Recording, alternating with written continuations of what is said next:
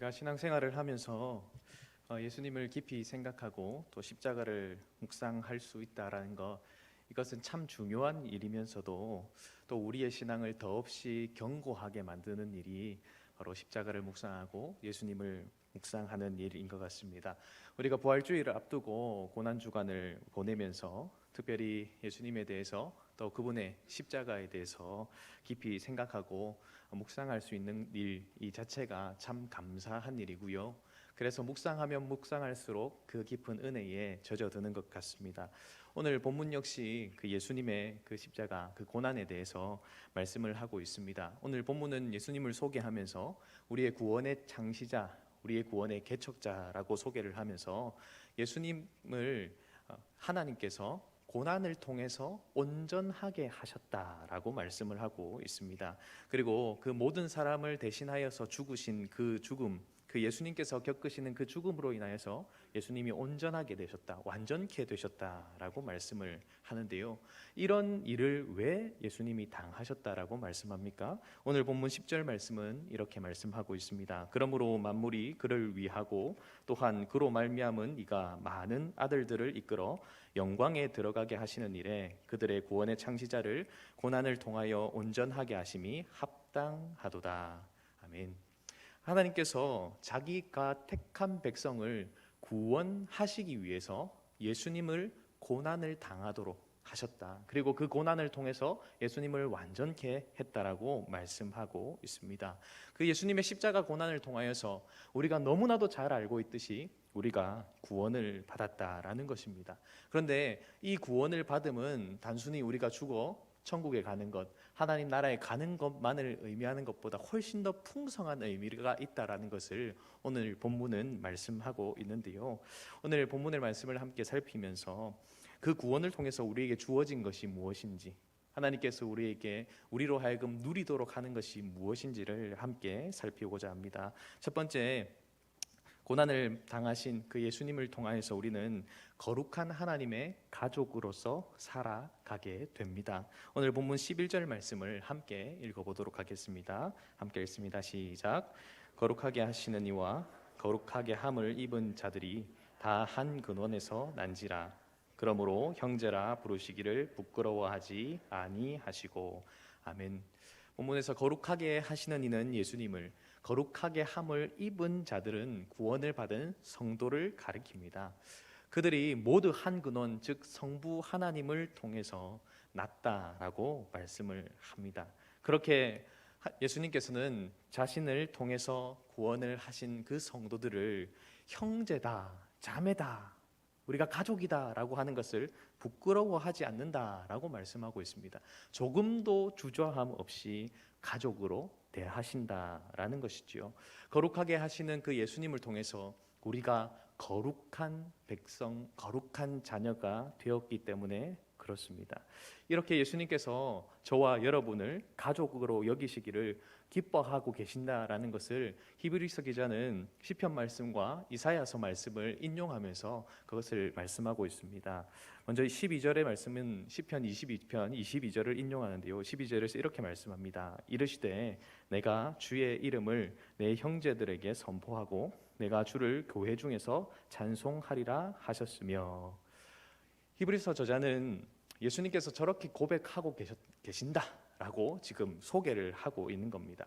거룩하게 함을 입은 그 백성들, 즉 그 성도들을 나의 형제다. 그리고 그 형제들 앞에서 성부를 온전히 찬송하고 고백하고 증거하고 있다라고 말하고 있는 것이죠. 그리고 13절에서는 이사야서를 인용을 하는데요. 유진 피터슨 목사님께서 번역하신 메시지 성경에서는요, 이 구절을 이렇게 번역을 하고 있는데요. 함께 읽어보도록 하겠습니다. 함께 읽습니다. 시작. 다음 말씀도 자신을 그들과 한 가족으로 여기신다는 뜻입니다. 나도 하나님을 신뢰함으로 살아갑니다. 또한 이렇게 말씀하셨습니다. 하나님께서 내게 주신 자녀들과 함께 내가 여기 있습니다. 아멘.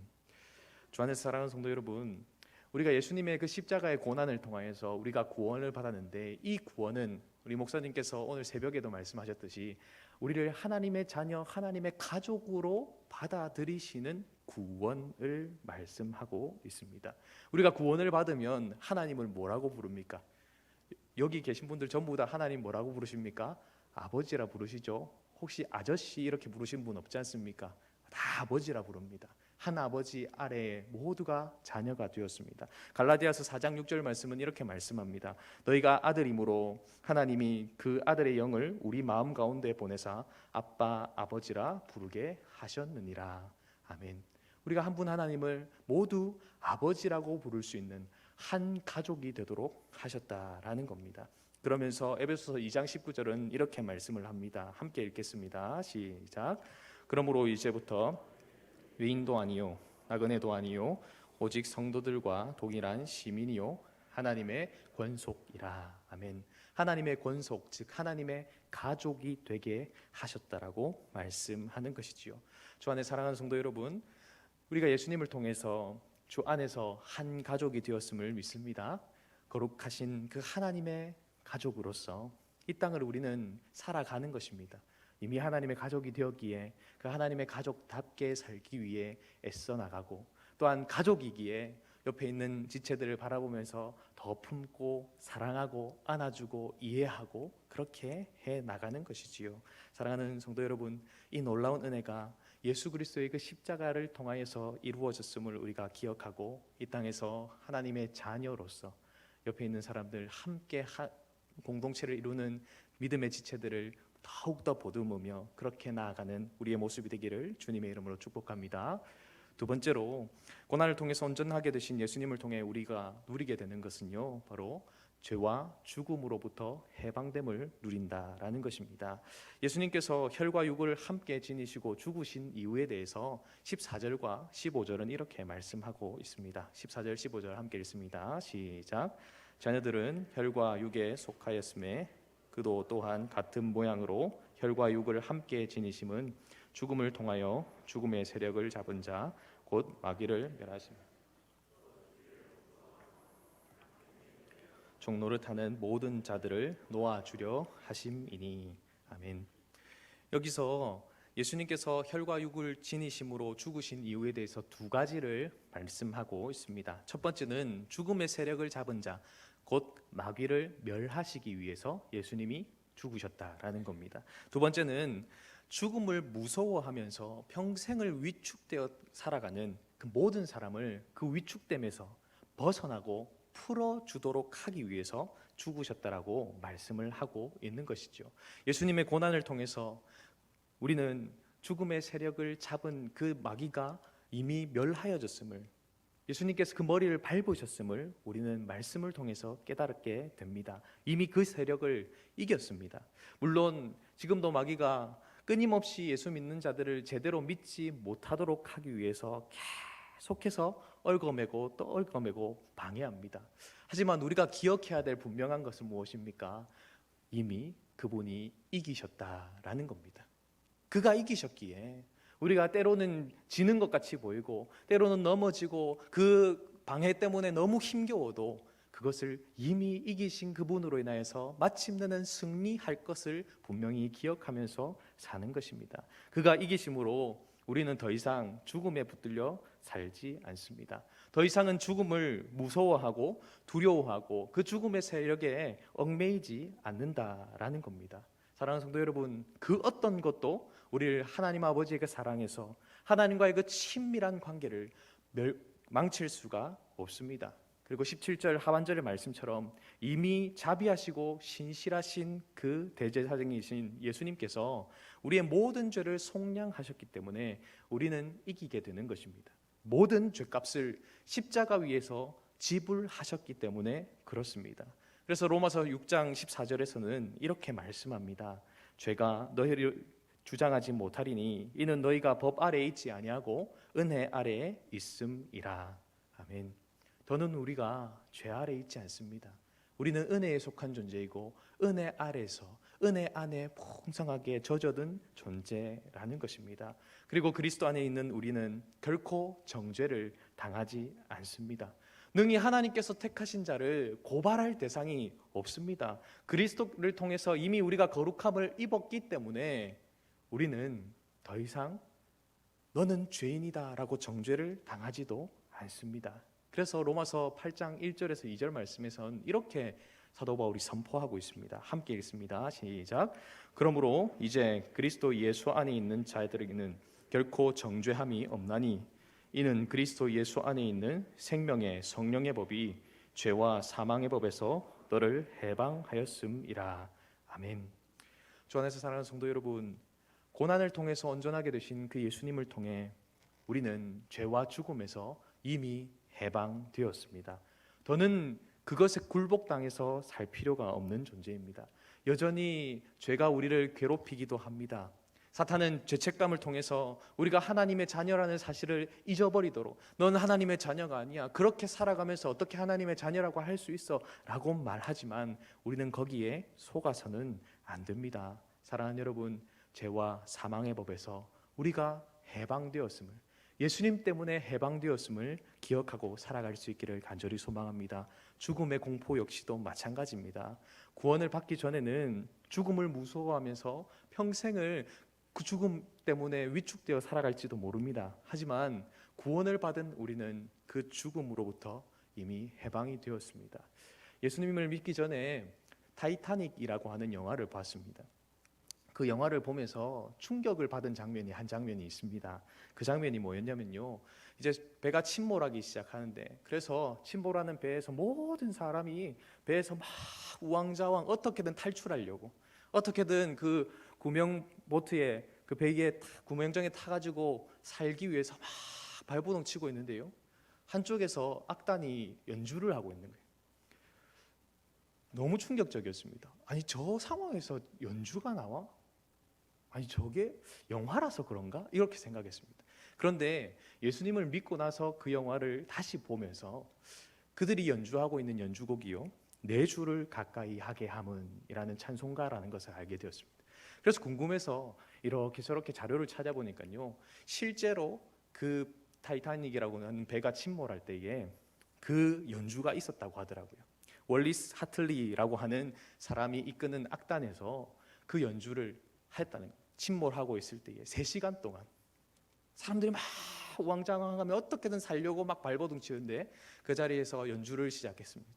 그런데 그 연주가 배가 완전히 침몰하기 10분 전까지 이어졌고요, 그 연주를 통해서 사람들의 마음이 다시 잔잔해지고 다시금 우리가 이렇게 나만 살려고 하면 안 되는구나 라는 것을 알고 그 두려움을 이기고요, 어린아이들부터 그리고 여성들부터 먼저 구명정에 태우고 또 탈출시키는 일들을 했다라는 겁니다. 죽음의 눈앞에 있었지만 월리스 하틀리와 그 단원은 그 죽음을 뛰어넘는 연주를 했다라는 겁니다. 그 연주로 인하여서 사람들은 그 죽음의 공포에서 벗어나서 흥분을 가라앉히고 침착함으로 나갔고, 또한 그들 중에는 내가 저기 타지 않으면 죽겠지만 나에게는 하늘의 소망이 있지라는 것을 깨닫고 다른 연약한 자들을 먼저 탈출시키는 일들을 했다라는 것입니다. 주 안에서 사랑하는 성도 여러분, 죄와 죽음의 얽매인 존재가 아니라 우리는 이미 그것에 해방되었기에 그것을 뛰어넘는 삶을 살아갈 수 있는 은혜가 다시 십자가를 붙들며 나아감을 통하여 우리에게 임하기를 간절히 소망합니다. 이미 구주께서 승리하셨습니다. 승리하신 그 구주를 우리가 붙들고 나아갈 때에 우리도 승리할 수 있는 것입니다. 고난을 통해서 온전케 되신 예수님 통해서 세 번째로 우리가 누리고 나아갈 수 있는 것은요, 예수님의 도우심을 누리게 된다라는 겁니다. 오늘 본문 18절 말씀은 이렇게 말씀합니다. 함께 읽겠습니다. 시작.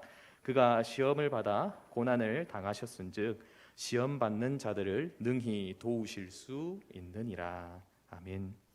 예수님께서 몸소 시험을 받아서 고난을 겪으셨습니다. 주일 우리 담임 목사님 말씀을 통하여서 우리가 들은 것처럼 주님이 당하신 그 십자가의 고통, 어떤 고통이었습니까? 단순하게 육체적인 고통만이 아니라고 우리가 말씀을 들었지 않습니까? 그 고통에는 정신적인 고통도 있었습니다. 무엇보다도 영적인 고통까지도 경험을 하셨습니다. 모든 고통을 다 경험하셨기에 그러한 고통, 그러한 어려움, 그러한 고난을 당하시는 이들을 능히 도우실 수 있다라고 오늘 본문은 말씀을 하고 있습니다. 단순하게 그분이 전지전능하시기 때문에 도우실 수 있는 것이 아닙니다.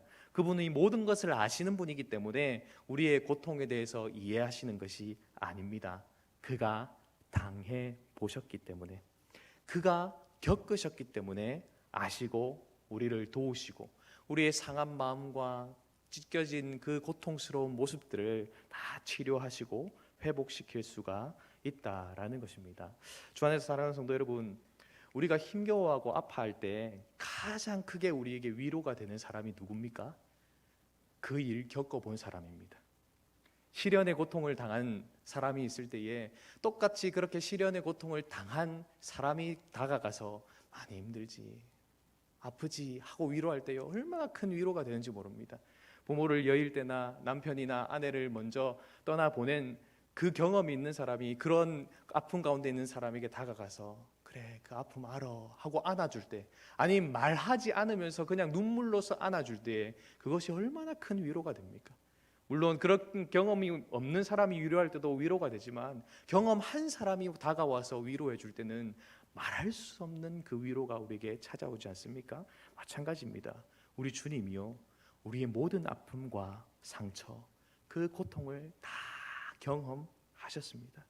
때로 하나님이 나를 버리신 것 같아 라고 느껴져서 너무나도 괴롭고 외롭다고 생각되는 분들 계시지요. 그 고통조차 우리 주님이 당하셨다라고 우리 주일 말씀 때 들었지 않습니까? 사랑하는 성도 여러분, 그분이 우리를 도우십니다. 그분이 우리의 마음을, 그 상한 마음을, 아픈 마음을 공감해 주십니다. 그분이 우리를 위로하시고 그리고 능히 이길 수 있도록 새 힘을 더해 주신다라는 것입니다. 한동안 청소년들, 청년들이 참 많이 불렀던 복음송이 있습니다. 공감하시네라고 하는 제목의 찬양인데요, 가사가 이렇습니다. 혼자서만 세상을 사는 듯이 주가 멀어 보이기만 할 때 우리는 바라보아야 하네, 우리에게 오셨던 그 주님을. 주님이 우리의 아픈 마음을 아시네, 가까이서 우리의 마음 아픔에 공감하시네. 우리 가운데 찾아오셨던 그 주님이 우리의 모든 상황에 공감하시네.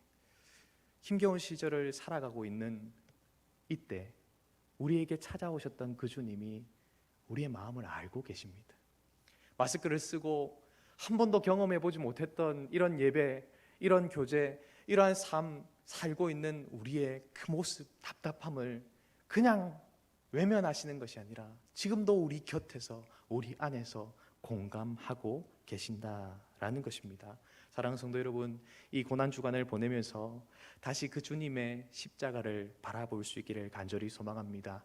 우리에게 오셨던 그 주님, 우리에게 오셔서 우리의 모든 고통과 상처와 아픔을 짊어매시고 십자가에서 돌아가신 그 주님을 다시금 바라볼 수 있기를 원합니다. 새벽을 깨워 말씀을 듣고 함께 기도함으로 우리가 놓치고 있었던 그 주님, 우리를 능히 도우실 수 있는 그 주님을 바라볼 수 있기를 주님의 이름으로 소망합니다. 그가 가까이서 우리의 아픔에 공감하십니다. 그가 우리의 모든 상황에 공감해 주십니다. 공감하실 뿐만 아니라 능히 도우셔서 그 상황을 이겨내고 그 상황을 견뎌내고 그 상황을 극복해낼 수 있도록 힘을 다하시고 함께 하십니다. 이 주님을 누리는 고난주간이 되며 그 부활의 능력을 경험하는 부활주의를 맞이하는 저와 여러분 되기를 간절히 소망합니다. 말씀을 맺고자 합니다. 주 안에서 사랑하는 성도 여러분, 하나님께서 우리를 구원하시기 위해서 고난을 통해서 우리 예수님을 온전하게 하셨습니다. 그렇게 온전하게 되신 예수님을 통해서 우리는 하나님의 가족이 되었습니다. 그리고 그로 인하여서 죄와 주복음에서 해방되었고 그분이 우리의 고난과 고통을 아시고 공감하시며 능히 도와주십니다. 이 고난 주간을 보내며 주님의 십자가를 바라보고 그 십자가를 다시금 붙들음을 통하여서 우리에게 주어진 이 풍성함을 맛보아 아는 우리 모든 성도님들 되기를 주님의 이름으로 축복합니다. 그뿐만 아니라 이 풍성함과 이 아름다움을, 이것을 몰라서 여전히 죄에 사로잡혀서 고통하고 있고 여전히 하나님의 가족이 아니라 외인처럼 나그네처럼 살아가고 있는 그들, 여전히 하나님의 도우심을 붙들지 못하고 살아가는 그 사람들을 찾아서 누가 있을까? 내 주변에 그런 사람이 누가 있을까를 한번 생각해 보시고 기도하시면서 찾아보시고 부활주일 아침 우리가 함께 그들의 이름을 작정하고 기도의 자리로 시작할 수 있는 우리의 모습이 되기를 주님의 이름으로 축복합니다. 아멘.